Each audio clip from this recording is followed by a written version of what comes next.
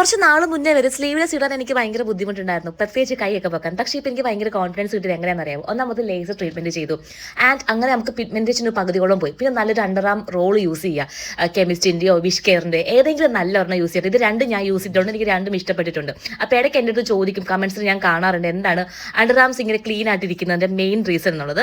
അതിൻ്റെ കാര്യം ഇതാണ് കേട്ടോ. ഒന്നാമത്തെ ലേസർ നമ്മുടെ ഹെയർ റിഡക്ഷൻ ചെയ്യുമ്പോൾ തന്നെ നമുക്ക് ഒരുപാട് മാറ്റം കിട്ടും. മഴ വരുന്നതുകൊണ്ട് തുണിയെല്ലാം പറക്കി നേരെ കൊണ്ട് ബെഡിലിട്ടേക്കുവാണ് കേട്ടോ. എല്ലാം ഉണങ്ങിയ തുണിയാണ്, അതും ഇനി വടക്കാനുള്ളതാണ്. ഓരോ ദിവസം മുടി കോമ്പിയുമ്പോൾ ഞാൻ നോക്കുമ്പോൾ ഈ മുടിക്ക് നീളം വെച്ചോ അവസരം നീളം വെച്ചപ്പോഴാണ് എനിക്കൊരു സമാധാനമായത്. പറയാൻ വന്ന കാര്യമാണ് മറന്നുപോയത്. നമ്മൾ ഈ ഒരുങ്ങിക്കെട്ടി എങ്ങോട്ടാ പോണേന്ന് അറിയാമോ? ഹോസ്പിറ്റലിലോട്ടാണ്. അതായത് നമ്മൾ അമ്മയുടെ മറുകിന്റെ കാര്യത്തിൽ ഒരു തീരുമാനമാക്കണമല്ലോ.